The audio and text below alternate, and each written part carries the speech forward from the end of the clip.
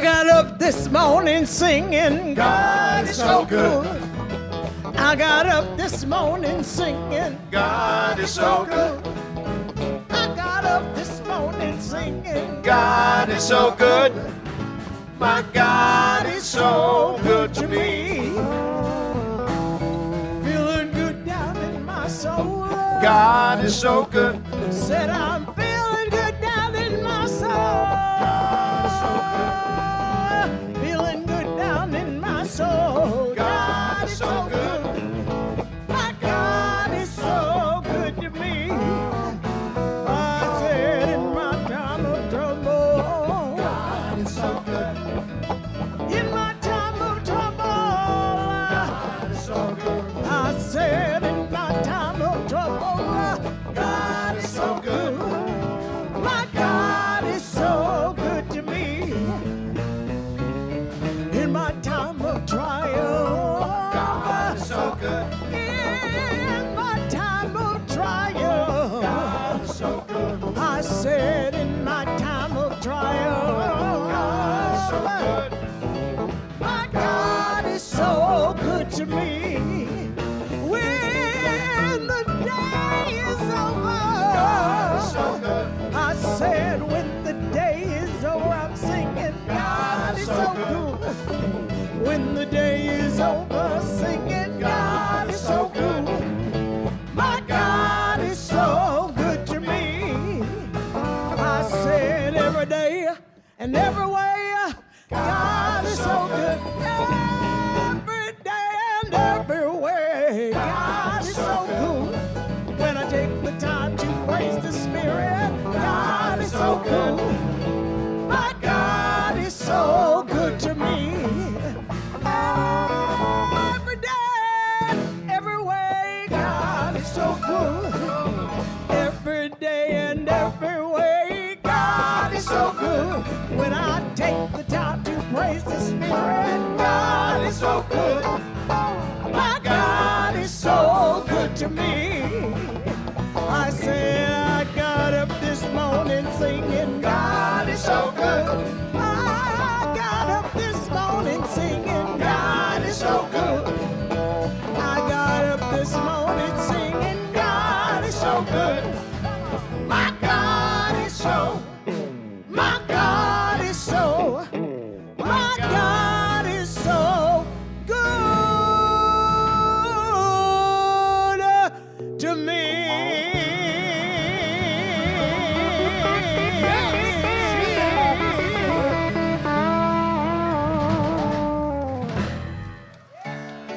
Thank you, Millie. Now it's your turn. Everyone want to stand and sing?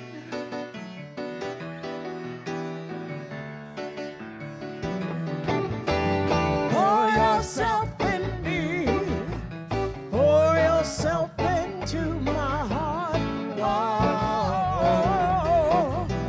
wonderful Spirit. Pour yourself in me. Pour yourself into my heart. Oh, wonderful Spirit. Pour your love in me. Pour your love into my heart. Oh, wonderful Spirit. Pour your love in me. Pour your love into my heart. Oh, wonderful Spirit. Pour your life in me. Pour your life into my heart. Oh, wonderful Spirit. Pour your life in me. Pour your life into my heart. Oh, wonderful Spirit. Pour yourself in me. Pour yourself into my heart. Oh, wonderful Spirit. Pour yourself in me. Pour yourself in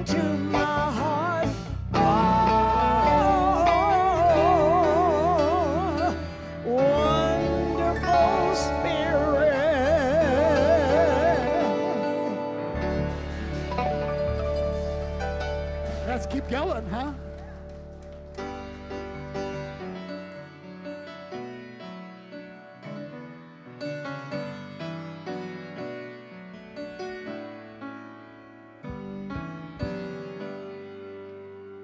All good, holy, holy.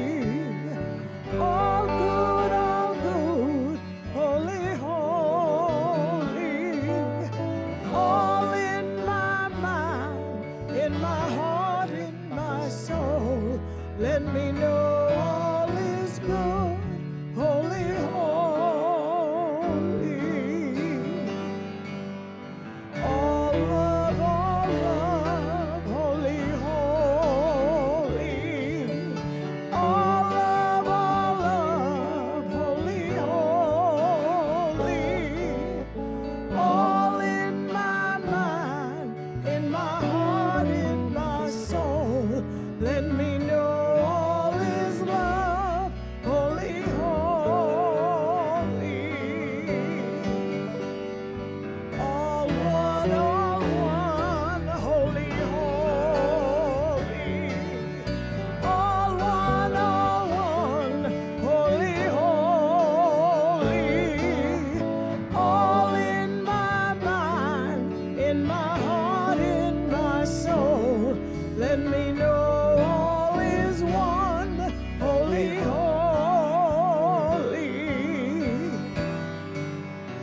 All God, holy, holy. All God, holy, holy. All in my mind, in my heart, in my soul. Let me know all is God, holy, holy. All good, holy, holy. All good, holy, holy. All in my mind, in my heart, in my soul. Let me know all is good, holy, holy.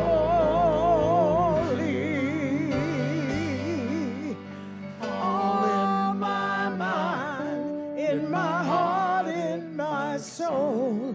Let me know all is good, holy, holy.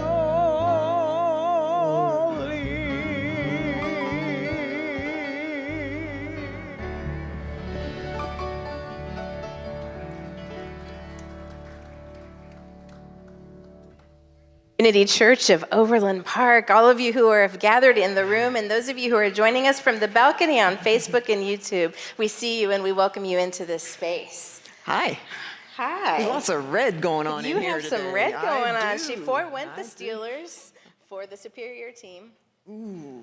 I'm going to stand over here. Ooh. For the superior team today. This entire state was rooting for the Steelers a couple weeks This is ago. true. so I was don't be rooting. I was playing, like, you know. hey, black and gold, black and gold.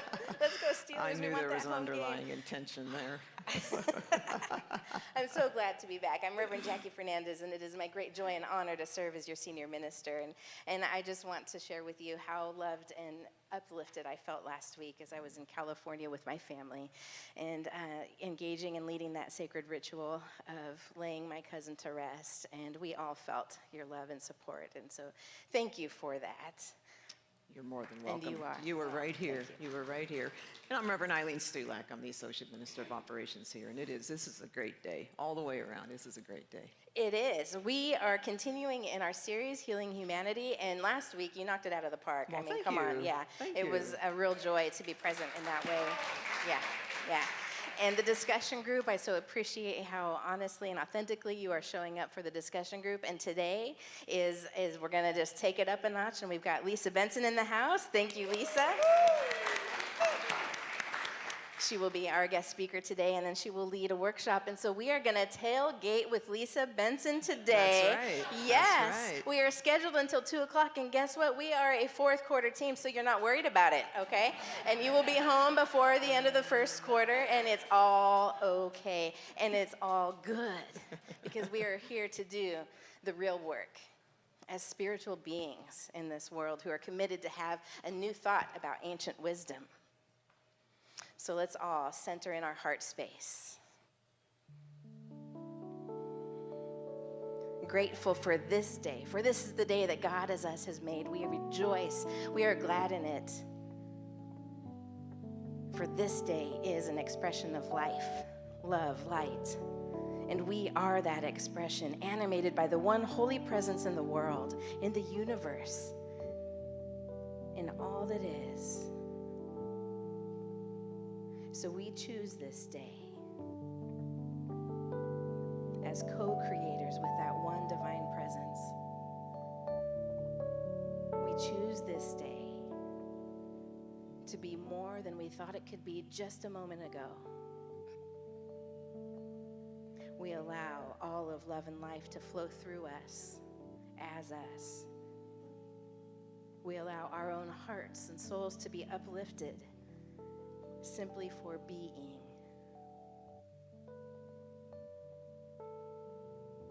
And in this space, we feel that connection between each and every one of us in the room, online, in the balcony, and on this planet. For in truth, there is no separation. And so in this knowing of our radical oneness, that there is only one presence and we are it, we expand and evolve our own understanding of what it means to be inclusive as an expression of our oneness. And we say thank you, God, for this growth, for this opportunity to be more than we thought we could be just a moment ago.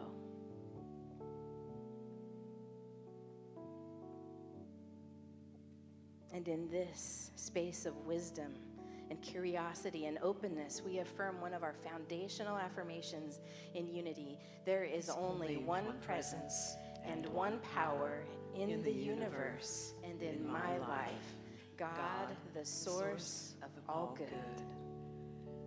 And we continue in this time of prayer, continuing to hold in our hearts that spiritual truth of oneness that we share with each other and all people everywhere. Our song that opened our service today spoke of being all one in mind, heart, and soul. And one of the most powerful ways that we can embody and express these truths is to step into a time of prayer with those who have asked us to stand with them in their time of celebration and also times of challenge, the prayer requests that we receive. And this week there have been some prayer requests that have come through for healing, physical healing, mental well-being, healing. In our daily word this morning, it affirmed words of courage and strength, wisdom and guidance. It's for all those who have reached out to us and now stand with us in this time of prayer, wherever they may be, and for all the prayers that are being held in the silence of our own hearts. We know that all of those divine qualities of spirit reside within us, and all we need to do is take a breath and say, welcome, and ignite them into action, bringing forth just the next step to move through whatever may be before us. And so we release these prayers, we let them go, we remain unattached to specific outcomes, knowing that God is greater than anything that we can even imagine. And for that truth and for so much more, we are so very grateful. And so it is. Amen.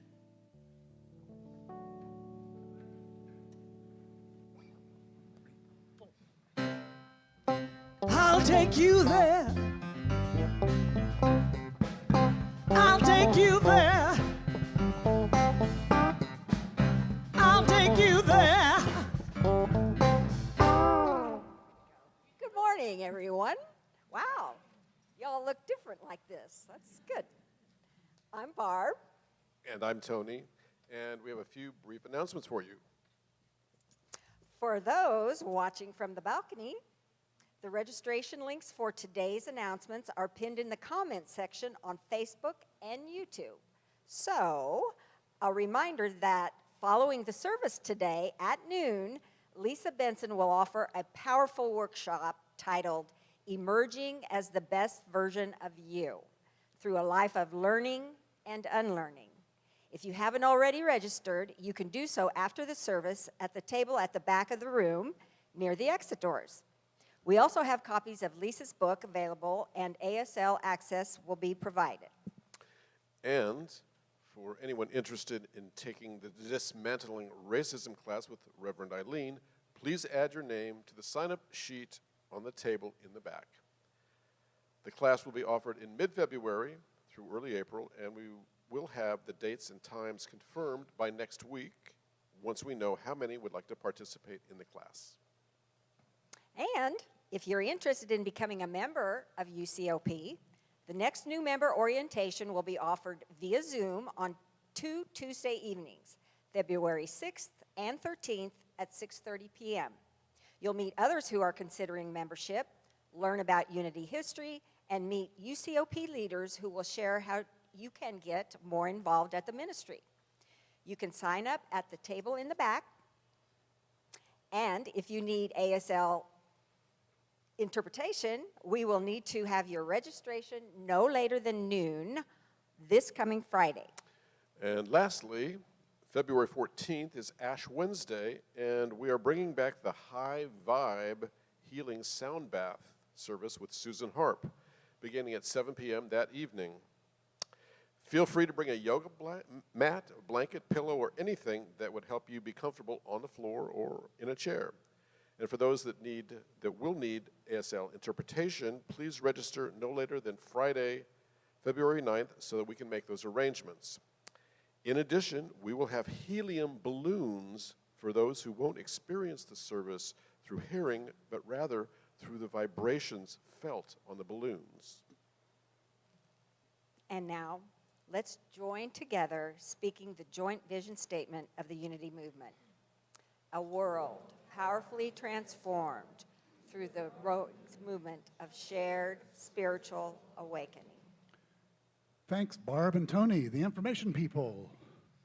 And here come the music people, Melly, and look, Terry Swarp's coming up. That's always a good thing. Yeah, I know. Careful what you wish for, Reverend Fred. Oh, I am. Yes, you are.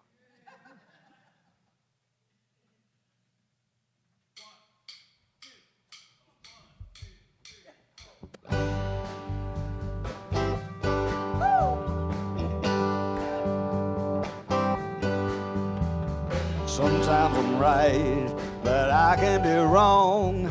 My own beliefs are in my song. The butcher, the baker, the drummer, and then makes no difference what group I'm in. I am everyday people, yeah. There is a blue one who can't accept a green one for living with a fat one, trying to be a skinny one. Different strokes for different folks, and so on and so on, and Scooby-Dooby-Dooby. Ooh, sha-sha. We've got to live together. Yeah. I am no better, and neither are you. We're all the same, whatever we do. You love me, you hate me, you know me, and then you can't figure out the bag I'm in. I'm everyday people, yeah.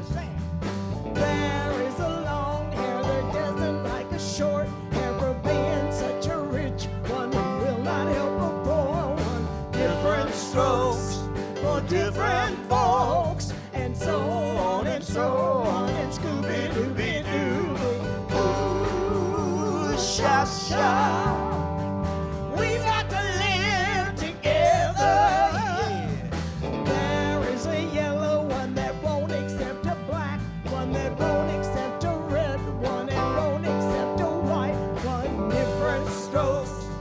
for different folks. And so what it's Scooby-Dooby-Dooby. Ooh, sha-sha. I am everyday people. Yeah.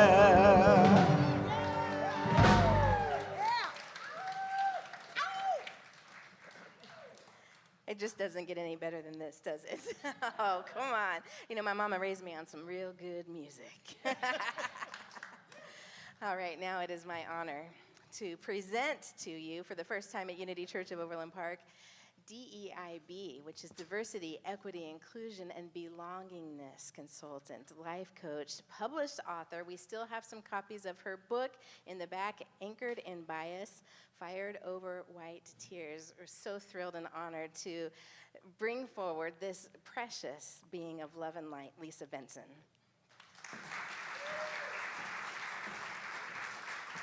Hello, everyone. I hope you all can hear me. I'm so excited to be here. I mean, the journey that I've been on, me personally, I grew up as a Jehovah's Witness. And so the level of exclusion that's a part of that congregation is profound. And so to be in a space that is intentionally creates space so everyone feels as though they belong, it is truly my honor to be here. So thank you. And I want you all to give yourselves a round of applause for that. One, I have to do the clicker. One, I would like to share with you all the focus of our conversation today. It really is emerging as the best version of yourself through a life of learning and unlearning. And so the reason that I want to talk about that is because some of us have been so socialized based on our lived experiences to exclude people. And that is honestly kind of our go-to so often. And so part of the work that I've been able to do in my own personal life, and I'm so honored to do in my professional life, is really challenge people in real time to really police their own mindset, to police their own actions. It's not my responsibility to hold you accountable for creating safe spaces. It's your job to hold yourself accountable for creating safe spaces. And so, the part of the reason that I'm so excited about this is because emerging really does require action. We have to do something differently to create these spaces so that everyone feels empowered really to bring the best version of themselves to our church every day, to our workspaces every day, to their lives every day, and the power you have in really impacting other people's lives. And that obviously is true for our professional spaces, but the thing about this work that has been really profound to me is how it really does impact our personal spaces. When we get to the place where we're creating safe spaces for everyone, that impacts our children, our nieces, our nephews, our brothers, and our sisters, and that allows them to live more empowered lives. And so again, I'm so thankful to be here, and thank you all so much for inviting me into this space. And so in order for me to do this conversation with you, I have to give you guys a little bit of background about myself. One, I spent a little bit more than 21 years in television news, and working as a television news reporter was honestly my dream job. I remember being in high school, writing for my high school newspaper. I remember the first flight I took was a flight from St. Louis, Missouri to Washington, D.C., because I was part of a journalism conference, and I was so just in love with the idea of flying above the clouds. I'll never forget my first flight, and I did not know that we flew above the clouds, and now I still have a love affair for traveling because of that. And so because I wanted to be a journalist, and I understood the impact of the media, growing up in a small town, Moberly, Missouri, and watching the news being kind of pumped in from St. Louis, I remember the impact that the news had on me as a young girl. And being in that space, I wanted to be able to kind of harness that power, if you will. So I was very intentional about wanting to be a television news reporter. And so once I graduated, I went to Clark Atlanta University and studied journalism. And so again, after 20 years of working in television news, I just noticed it was a little something different. I wasn't quite getting the same opportunities. And the picture you all are looking at was honestly me winning my first Emmy, and also an article from the newspaper of when I filed my discrimination lawsuit against my former employer. And the reason I filed that was because I just wasn't getting the same opportunities for growth and advancement. And at the time, I did not understand why not me. And I was always, like one of the top 3 finalists. So I felt like I always had a shot at it, but for some reason, always the bridesmaid, never the bride. And so I just never got any opportunities. And so I was still at the time working weekends. I was trying to get off weekends, and it just started not to make sense to me. And as I went to different chapters of my life, once I got married and had kids, wanted to make more money. In order to make more money, you got to get a promotion, and so the whole promotion thing just wasn't working out for me. And so that's what kind of led me to the place to where I forced a conversation with an attorney. I filed an EEOC, but the process from the time I filed my EEOC to the time I stood before a federal court judge was almost 4 years. A lot of time. And honestly, what I knew at the beginning of that journey and what I realized by the end changed my life. It changed the way I saw myself. It changed the way I saw the people around me. And it helped me to understand how, in so many ways, I was socialized to believe certain things about myself. I was socialized to believe certain things about other people. And so therein lied where I found the power. I found the power in being able to see myself differently, and also, honestly, was able to not see myself necessarily as a victim in this space, but also an assailant, which gave me the grace and really the empathy necessary to do this work. And so, again, in order for me to share this, I have to take you all the way back to Moberly, Missouri. And so again, I worked in TV news for over 20 years, so I'm a visual storyteller, so you guys are gonna see pictures. Just for the record, that was the first and last time I wore a midriff, just for the record, that's it.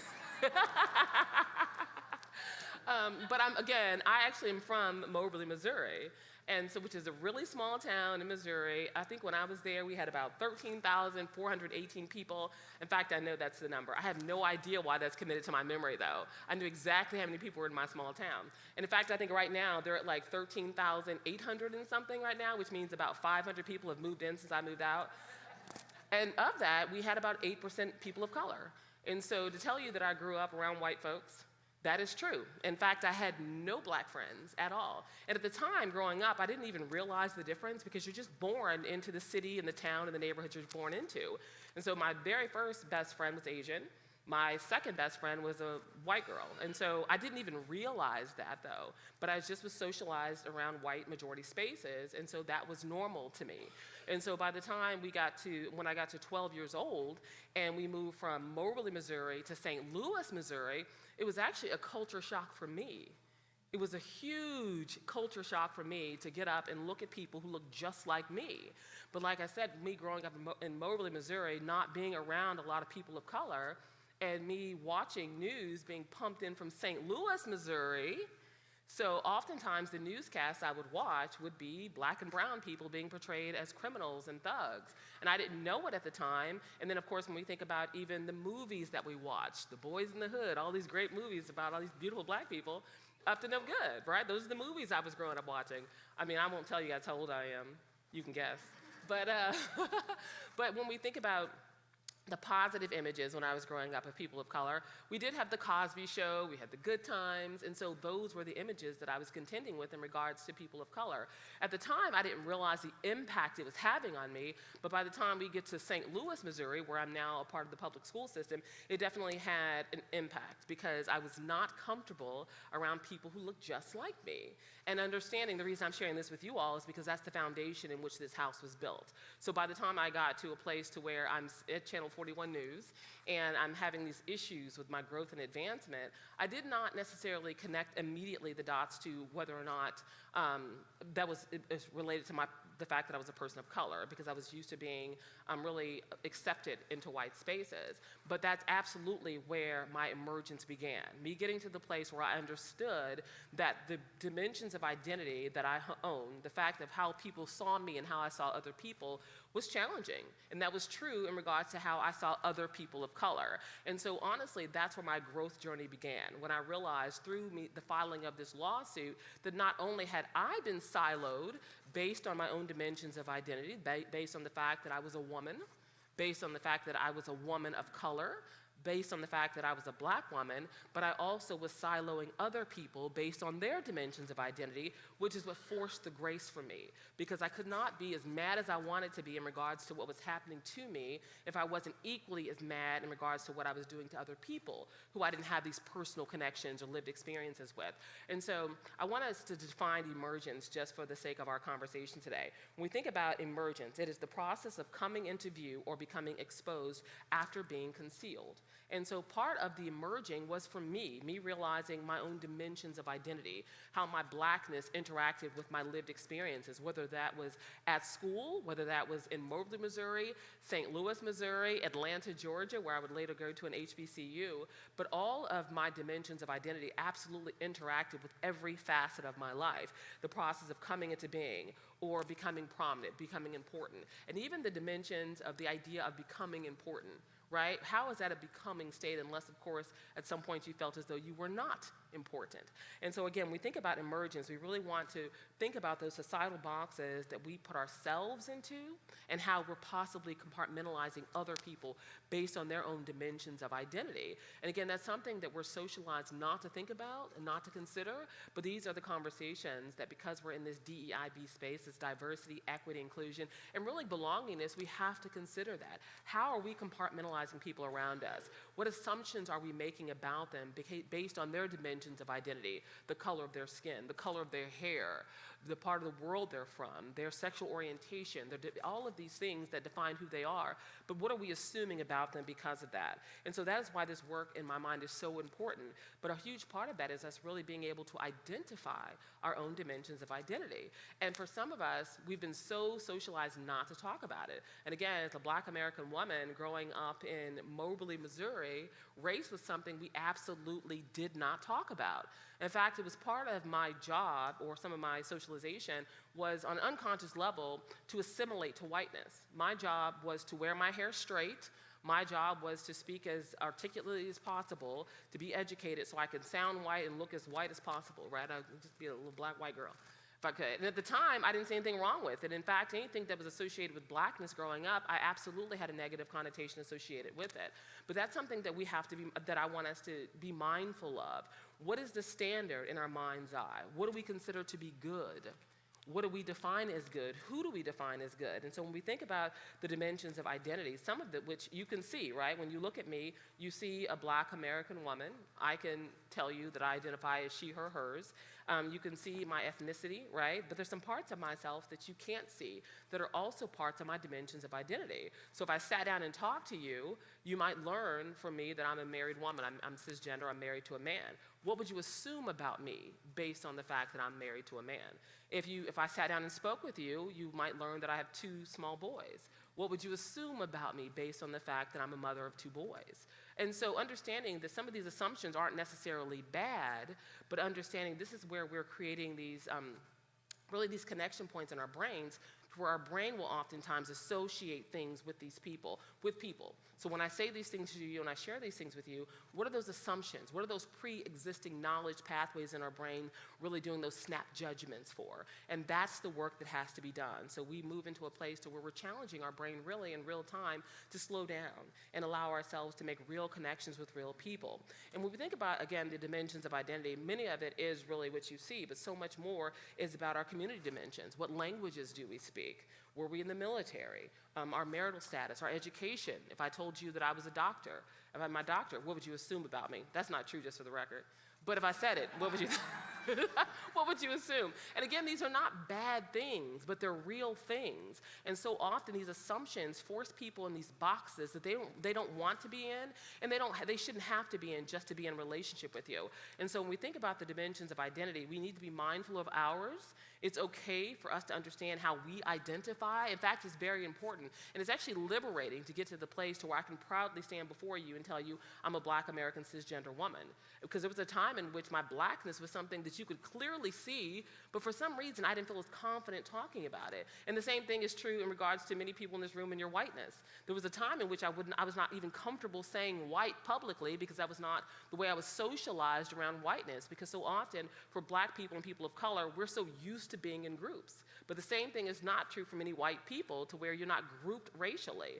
But the truth is you are a part of a greater group, and there are absolutely some things that are true about that particular lived experience in regards to this United States of America that we live in. So again, the dimensions of identity, we're talking about the social experiences, our institutional dimensions. These are all areas in which oftentimes we're siloing ourselves and we're siloing other people. And we want to be mindful of that because when we think about how biases, unconscious biases work, those are those pre-existing knowledge pathways already in our brains. And so when we think about those, what our pre-existing knowledge pathways are, those are the things that we just learn. Right? What we learned in elementary school, when we learned how to write, when we learned colors, when we learned who was safe. Again, for me personally, part of this learning journey and part of my emerging was realizing what were some of the spoken and unspoken realities or truths that were told to me growing up as a black child in Moberly, Missouri, to where I was not around other people who looked like me.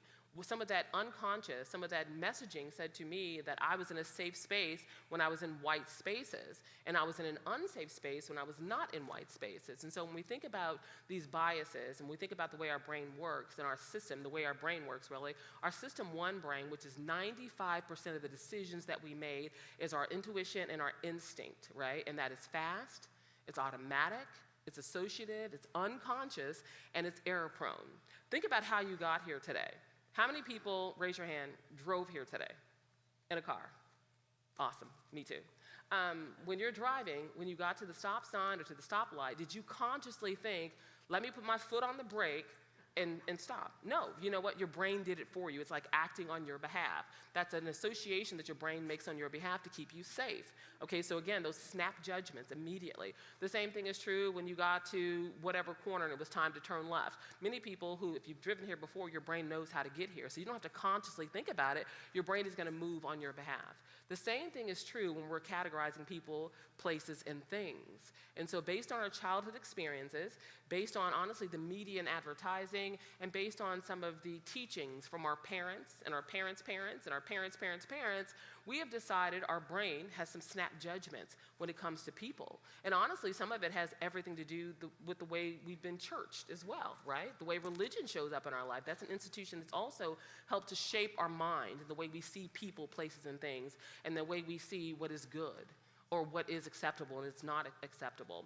And so when we realize that our system 1 brain is making 95% of our decisions, that really helps us to really step back and think about it. What assumptions am I making about people I'm not familiar with? What assumptions am I making about cities, states, and countries I've never been to? And some of that also has everything to do with the education system as well, how we've been taught and what we've been taught, again, what is safe and what is not.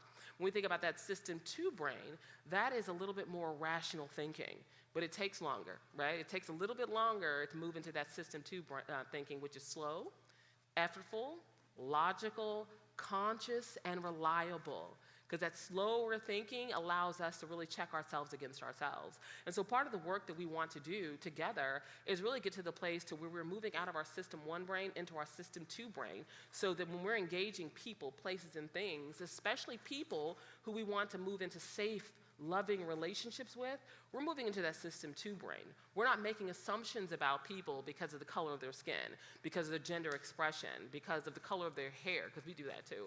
We're actually making connections with real people, and we're taking the time to actually get to know them, which oftentimes is the hard part, right? The idea of us making these snap judgments versus making decisions to get to know people, versus making decisions to make connection points and seeing what we have in common versus resting on our differences. And so this clearly shows how we need to really create new knowledge pathways, right? And so the only way we're going to really be able to create those new knowledge pathways is by those honest, true connections with other people. And that is the work. And that is a huge part of why I love this diversity, equity, inclusion work, is because it really does force you to sit down and connect with people. And then, of course, we have the power of Google, which I love, in YouTube, which means even if I'm engaging with someone whose culture or ethnicity I'm not familiar with, or even a part of the world that they live in, I can Google it, I can YouTube it, so I can learn, and I can have informed conversations, and I can have informed questions. And the reality is that is our work.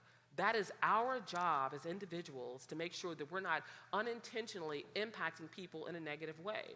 We're not allowing our biases, our unconscious biases, to show up as microaggressions in such a way that we're offending people around us because of our own not knowing. And so again, in order for us to emerge as the best version of ourselves, we have to be willing to do some learning and some unlearning. When we think about how our faith showed up in regards to who belongs and who doesn't belong. We talk about how our parents and our parents' parents and our grandparents showed up in regards to who was good and who was bad.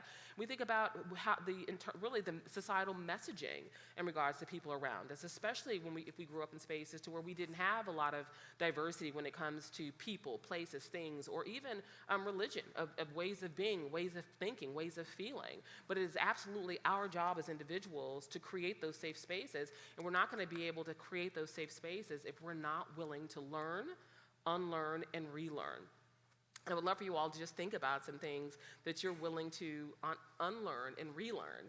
And honestly, hopefully the majority of you all are coming to the workshop a little bit later, because we're going to actually workshop this together. Because the time it takes to think about what you believe about other people that may not be true is intentional work as well. Because again, that system one brain is immediately making you feel as though whatever you believe is okay, whatever you believe is true. And we know that that is not true. And we have to be willing to really do the relearning, which means that relearning has to be intentional and it has to be deliberate, making sure that we're not allowing that system one brain to kick in when we're trying to make honest connections with other people. So it's through learning, unlearning, and relearning that we can fight our own biases and really create better spaces for other people. And that is 100% our responsibility. It is our responsibility to make sure we're not negatively impacting people around us based on their dimensions of identity, based on our dimensions of identity. And what you're willing to unlearn and relearn is so important. And again, that intentionality is so important, because once we get to the place where we understand that we could have gotten it wrong, that forces a place of grace. And I was talking to you all about that a little bit earlier. Despite me wanting to be promoted at my former employer, and despite the hurt and pain, honestly, of being at my former employer for over almost 15 years, I was angry. But once I started this learning journey, this emerging for myself, it balanced it. It forced me into grace, because as much as I was realizing that my friends, my white friends, because again, I didn't have any black friends, even at that part of my life, didn't really know that much about my blackness, right? And I'm like, well, yeah, we don't even have conversations about my blackness. They don't even ask me about my culture or my people or my traditions, because they expect me to be their little black friend, not the real friend. That's my brain talking. That's why it sounds different than me. That's my brain. However, as my brain was saying that, I also realized how my Asian friends, I wasn't having conversations with them, right? My queer friends, I wasn't having those personal conversations either. So I'm like, as much as I wanted to be offended that I didn't have people advocating for me and fighting for me in regards to my dimensions of identity and what I would have called the injustices at my former place of employment, I had to step back and realize I wasn't advocating for anyone either. I wasn't having those uncomfortable conversations either. And so that forced me into a place to where I had to give grace, because I required grace. I required it, because I realized so many of my friends, also my LGBTQIA plus friends, my queer friends, my Asian friends, my Latinx friends, so many conversations we were not having outside of Taco Tuesday. I'm like, So maybe I too am an assailant in this space. Maybe I too need to learn and make real connections with people, not based on their dimensions of identity, but based on the fact that I consider these people my friends. And so that helped me to understand that I too had the work to do, which ultimately led me to Cornell University, Northwestern University, the University of Florida, and Cambridge University to study all these different facets of DEI, which was great from the book work sense. But the real work happens in sitting down and having real conversations with people, and that's where the level of grace and empathy shows up. The idea of being able to emotionally connect with people and empathize with their real lived experiences. And that's the part that, to me, this is the work. Being able to connect and say, oh, wow, I couldn't imagine. Take the time, because you hear people say all the time, well, I couldn't imagine. When we think about what's even playing out right now on a national stage, I couldn't imagine children being at a place where they're having their limbs amputated without anesthesia. I couldn't imagine leaving my home and my entire community being bombed and my history being wiped out. I couldn't imagine that. Well, take the time to imagine it, because that empathy is so necessary in this work. When you get to the place to where you can feel and connect and sympathize and empathize with people of diverse backgrounds, of different lived experiences, that's where the power lies, and us being able to create those safe spaces. Because we understand what it feels like and what we want in feeling safe and seen and valued.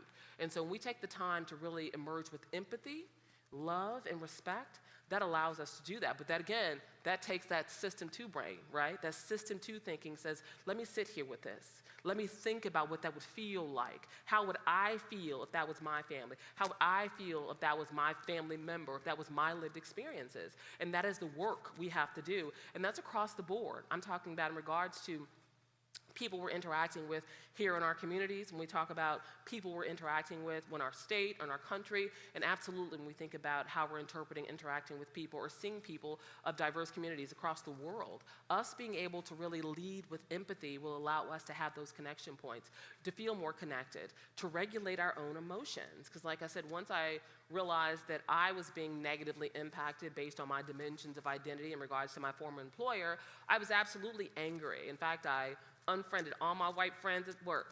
They were not my Facebook friends no more. That was my brain talking again. That's what she sounds like. I unfriended everyone because I was so angry, and I felt like I was othered. I was being othered, if you will. But the empathy, again, when I had that balancing act where I'm forced to see how I too was othering people, how I too was not making real connections with people outside of their dimensions of identity, not making authentic connections, then that forced me to step back and really connect with people. So many of those people I unfriended, I did refriend, just for the record.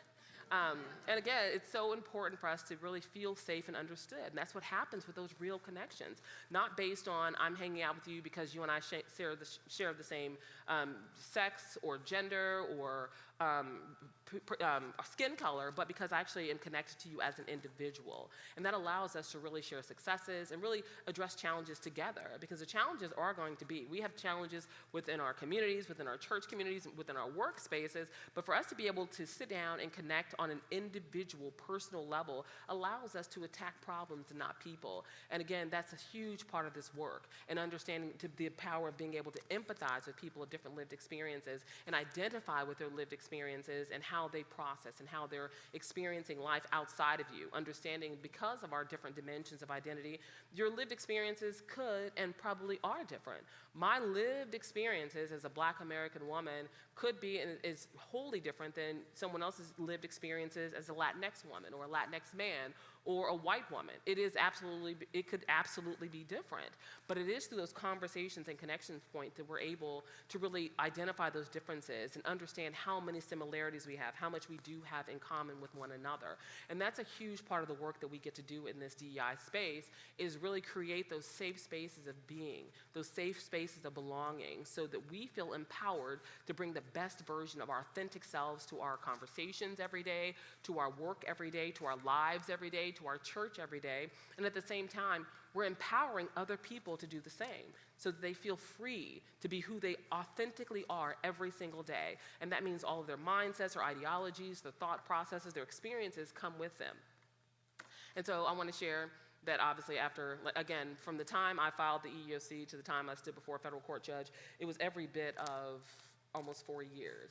And so my life changed so much during that time. And I'm so thankful for it. You might not be able to tell, because I feel like every time I tell the story, I feel like I still sound bitter. I'm not, but I feel like I still sound that way. But it was such an evolution in regards to how I saw myself and how I saw people around me. And so ultimately, when I got fired, it was over me sharing an article on social media. And that was so profound to me as well, just because it was an article written by another woman of color that I shared on social media, and then my colleagues got mad and they fired me for it. They suspended me and then fired me. But it was so profound, just that moment in time, because the name of the article was How White Women Use Strategic Tears to Avoid Accountability. And that was the name of the article. And I shared it because it talked about tone policing. And I shared it so my sister could see it on my social media page, long story short. But the fact that my colleagues were so offended by the article that I shared, they ran to HR and they said I was creating a hostile work environment by merely sharing the article. And that was a pinnacle moment in that, again, that emerging process for me in understanding the impact, the fact that my colleagues felt as though because this author grouped white women based off their race, it was so offensive. Now, because we're in 2024, it doesn't seem as egregious, because now we're in a space where we as a culture are having conversations about race. But when I got fired, it was actually in 2018. So these conversations about unconscious biases, microaggressions, and really racial identity, we weren't having these conversations, which is why they were so offended by it. And so again, I wanted to share this just because I want us to see, one, as an organization, as a church, I want you all to, again, applaud yourselves for having these uncomfortable conversations. These are hard, and so, I mean, even my generation, these are challenging conversations, and anyone older than my generation is extremely challenging. So to put yourself in a space that you're willing to lean into this discomfort and you're willing to do the work to learn, I want you all to, again, applaud yourselves for that, because there's so many people who are not willing to do the work. And when we're not willing to do the work to create safe spaces for people around us, everyone pays for that. Everyone pays for that. We pay the price, our children pay the price, our nieces, our family members pay the price, because everyone wants to be in a place to where they feel as though they are valued, they are seen, and they belong. So again, thank you all so much for creating that space. And so as I conclude my time together, I wanted to share this picture because you can see all the black faces. Because honestly, it sounds so crazy. Even when I filed the lawsuit and before I started this emerging for myself, I still had predominantly white girlfriends. And so part of the work that I had to do was to make real authentic connections with women who looked like me, because I didn't realize how on an unconscious basis, I was absolutely preferring my relationships with white women because I was used to that growing up in Moberly. And so I wanted to share that with you all because, again, the deliberate, intentional actions. And in fact, anyone who's doing the workshop with me later, we're going to unpack some of our biases. And I'll share with you all one of the unconscious biases that I have, and I've taken Harvard's implicit association test, is against unknown black men as well. So how crazy is that? I'm standing before you all as a black woman, and I don't have connection points with black women, and then I have unconscious biases against black men.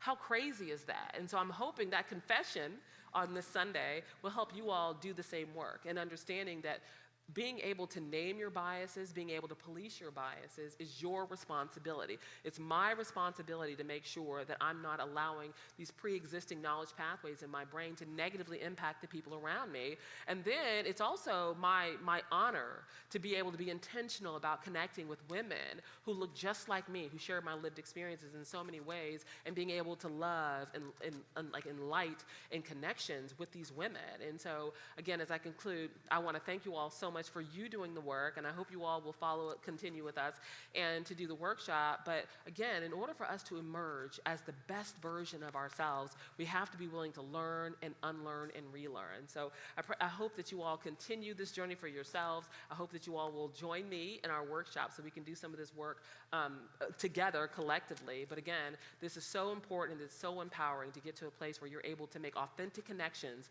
with fellow humans who look just like you or who look nothing like you, and leave this place better than we found it.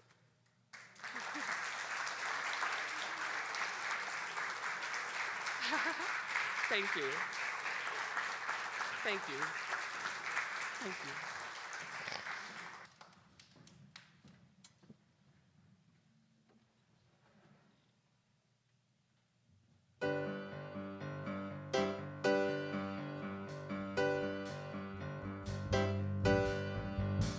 There is a long hair that doesn't like a short hair for being such a rich one who will not help a poor one. Different strokes for different folks, and so on and so on. And Scooby-Dooby-Dooby. Ooh, sha-sha. We got to live together. There is a yellow one that won't accept a black one, that won't accept a red one, won't accept a white one. Different strokes for different folks, and so on and so on. And Scooby-Dooby-Dooby. Ooh, sha-sha. And everyday people.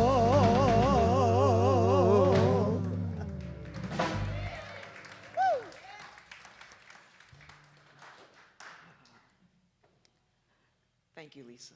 Thank you.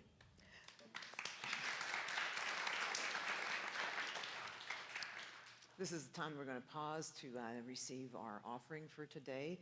And the words from the Harriet Tubman quote struck me right at the end of it. Says, to reach for the stars and change the world. I'd like to think that that's exactly what we're trying to do here as Unity Church of Overland Park.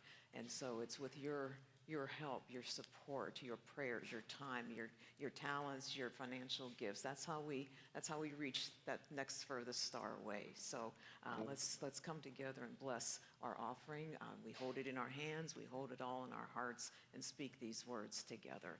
Divine love through me blesses and multiplies all that I have, all that I give, and all that I receive.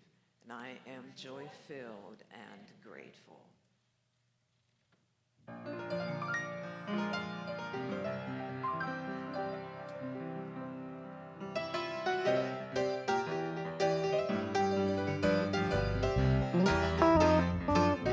Oh, when the saints go marching in, when the saints go marching in,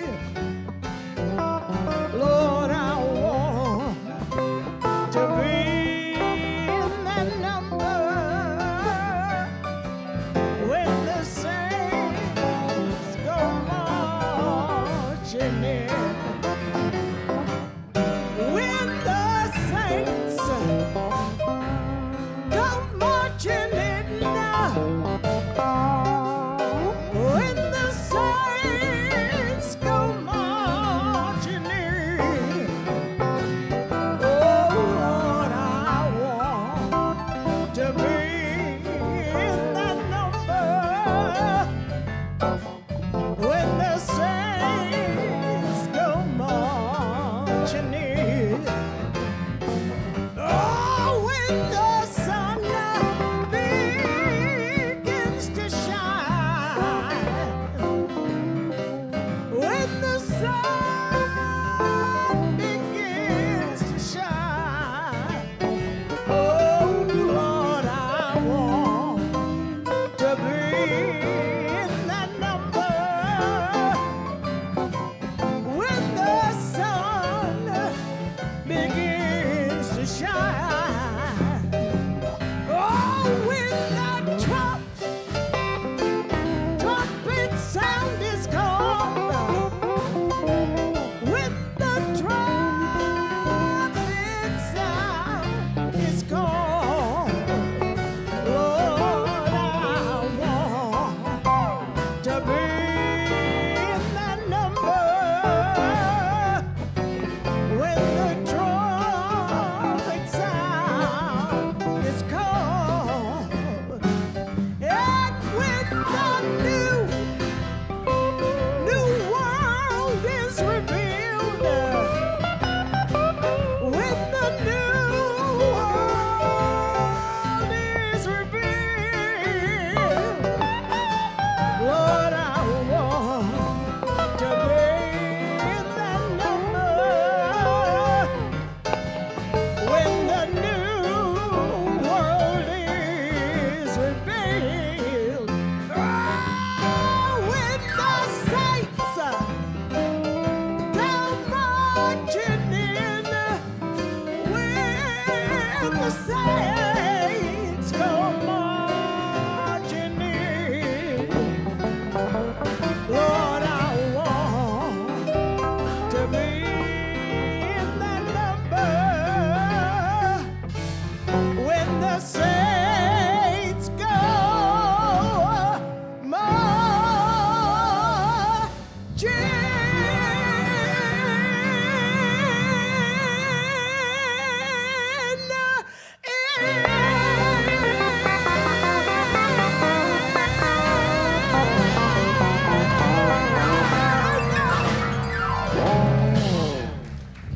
Millie Edwards, thank you.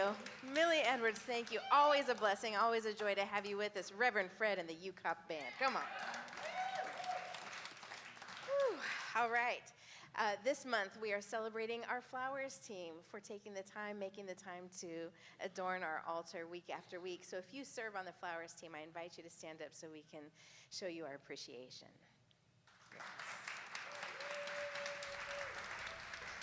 All right, take a look at the newsletter, the website, or the app.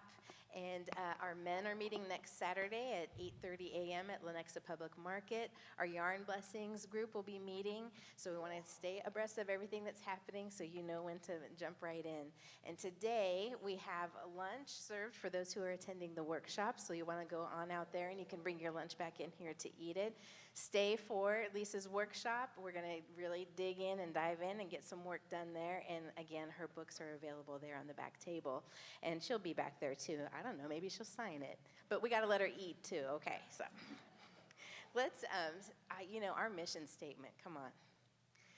Week after week, month after month, we really embody this at a deeper level, and I'm so proud of how we do that. So let's really honor the work that we are doing as we speak our mission statement today. Unity Church of Overland Park transforms lives and empowers people to make a difference in the world.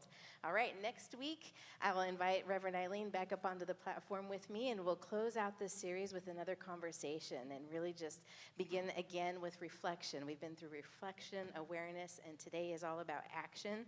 And then we'll start again with some more reflection about this series. So come back next week to join us for that. And now it's time to stand if you're willing and able for our closing song.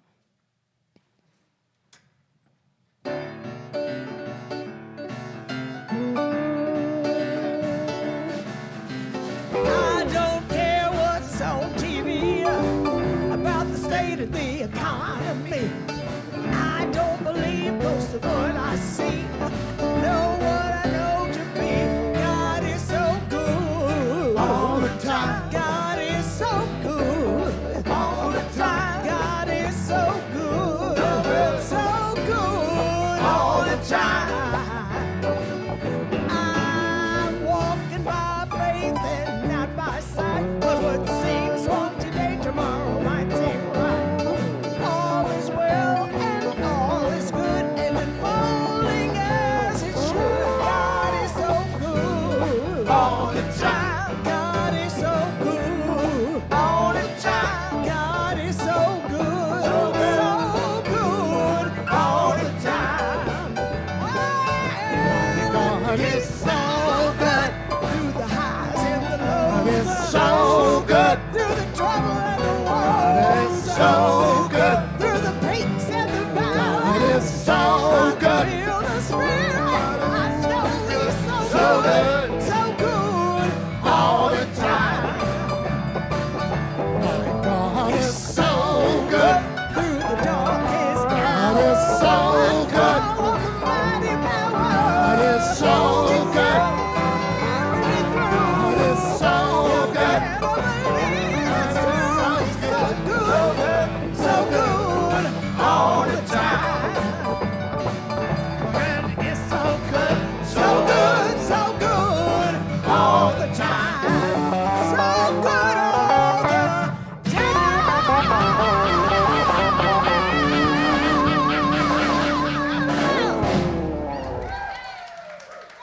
Oh, thank you, Millie. Now, please join me in the prayer for protection.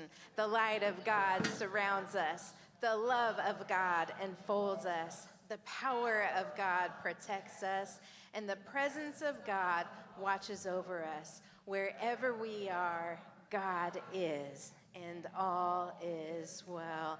Have a beautiful week, beloveds. Let's do some work and go Chiefs. Okay.